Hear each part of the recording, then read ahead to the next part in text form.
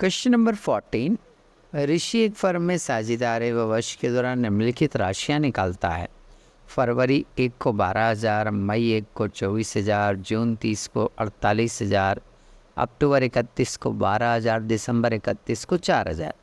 आहरण पर ब्याज 8% प्रतिवर्ष की दर से लिया जाएगा। वर्ष 2024 के लिए ऋषि के आहरण पर लगने वाले ब्याज की राशि की गणना करिए। Rishi is a partner in a firm. He withdraw the following amounts during the year 2024: February 1st 12,000, May 1st 24,000, June 30 48,000, October 31 12,000, December 31 4,000. Interest on drawing is to be charged at the rate of 8% per annum. Calculate the amount of interest to be charged on Rishi's drawing for the year 2024. Yes, question number 14 read करने के बाद आइए इसे हम solve करते हैं। Question जो है वो है तो इंटरेस्ट ऑन ड्राइंग का, बट इसे हमें अब एवरेज मेथड से सॉल्व नहीं करना है, औसत विधि से हमें इसे सॉल्व नहीं करना है।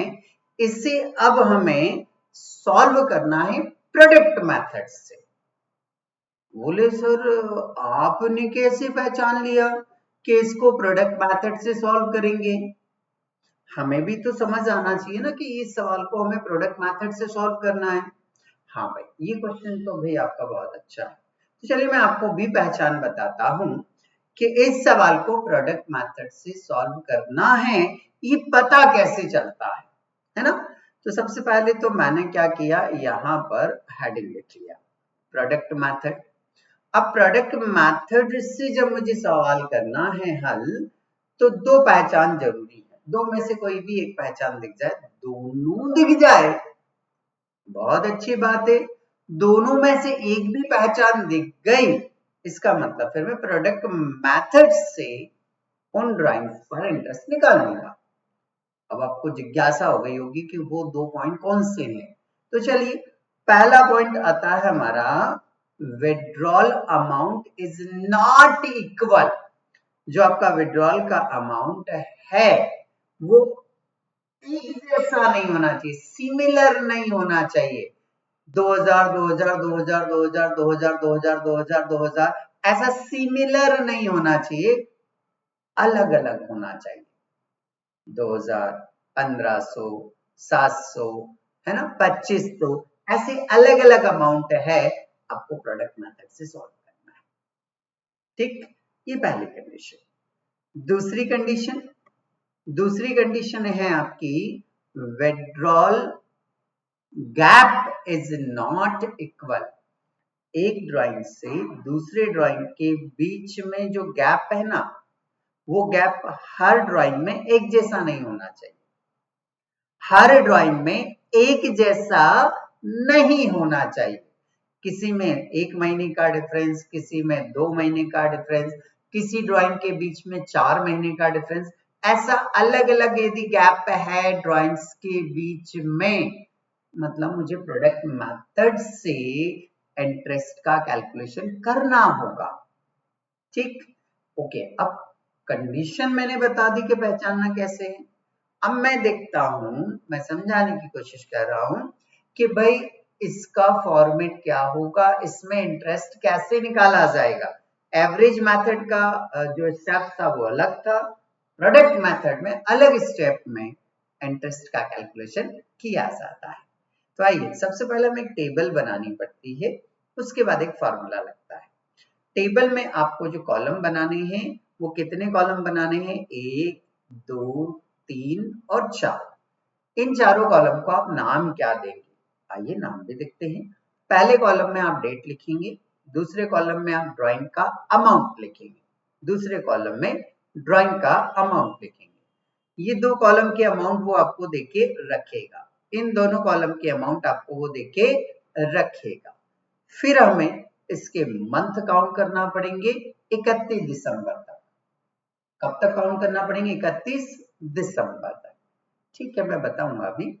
और लास्ट में हमें प्रोडक्ट निकालना पड़ेगा। तो ये 4 कॉलम बनाते हैं।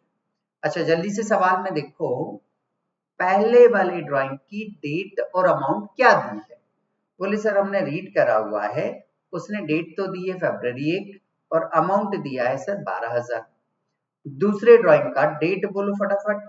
बोले सर 1 मई और अमाउंट है इसका 24,000। थर्ड वाला ड्राइंग जल्दी से देखो फटाफट। बोले सर जून 30 है और अमाउंट है 48,000। फोर्थ वाले ड्राइंग का डेट है आपका अक्टूबर 31 और अमाउंट है 12,000।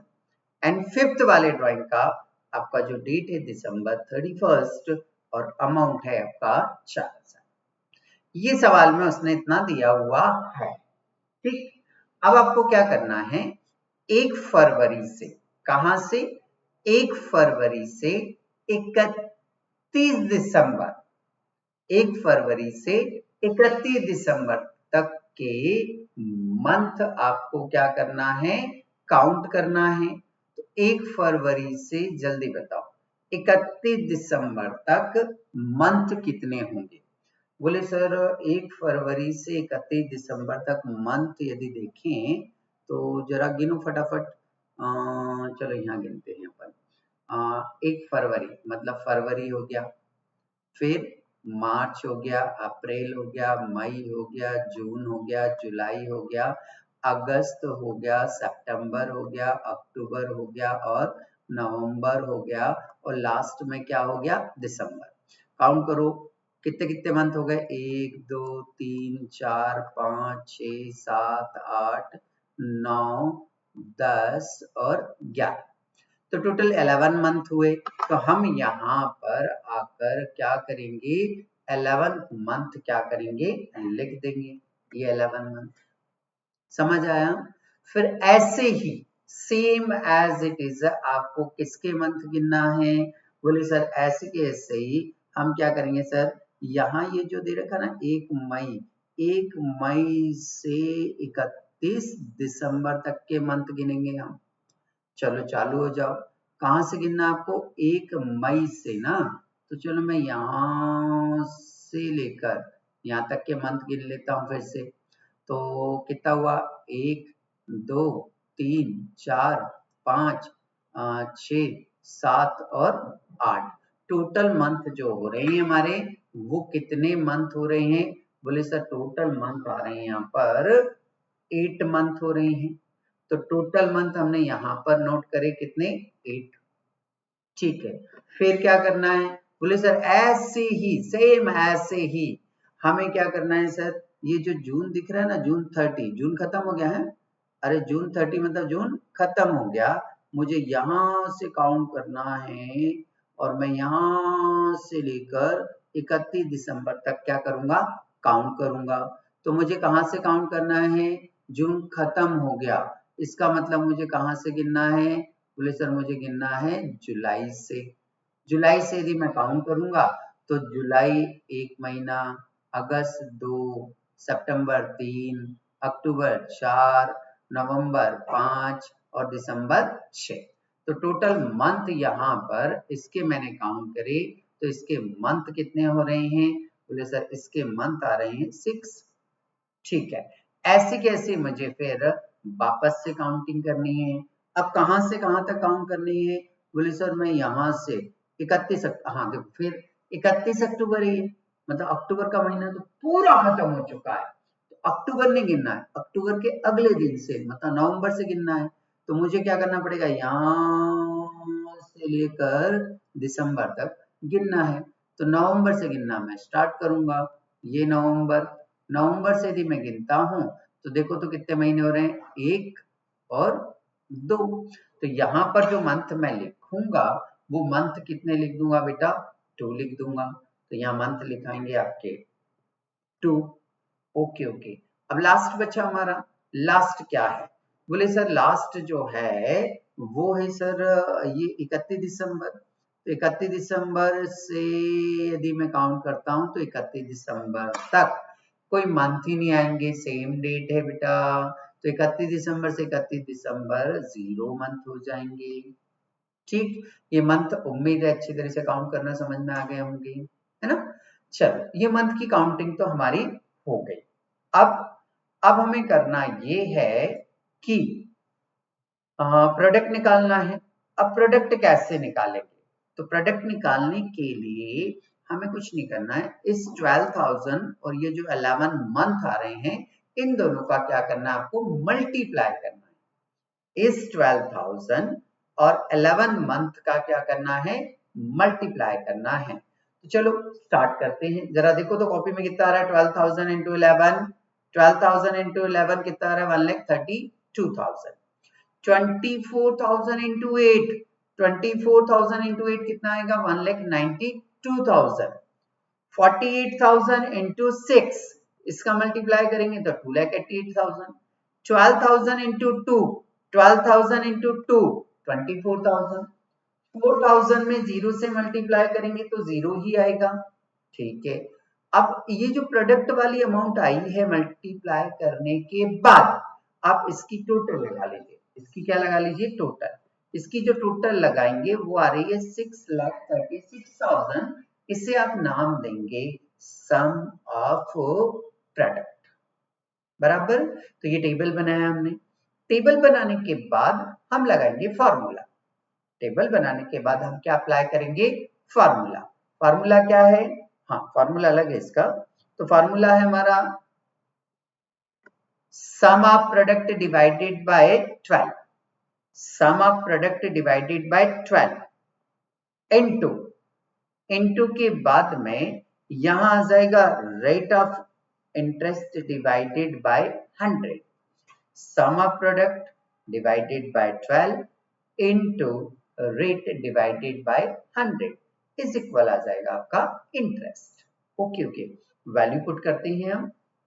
चलिए, सबसे पहले हमें लिखना है sum of product. Sum of product 6,36,000 ये लिख दिया हमने।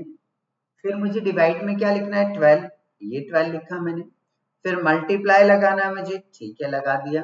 फिर रेट ऑफ इंटरेस्ट, देखो क्वेश्चन में इसने दिया है 8%। रेट ऑफ इंटरेस्ट क्वेश्चन में रीड करो जरा फटाफट, 8% ही ना, दिख गया। हाँ, तो 8 बाय क्या लिखना है आपको, 100 लिखना है।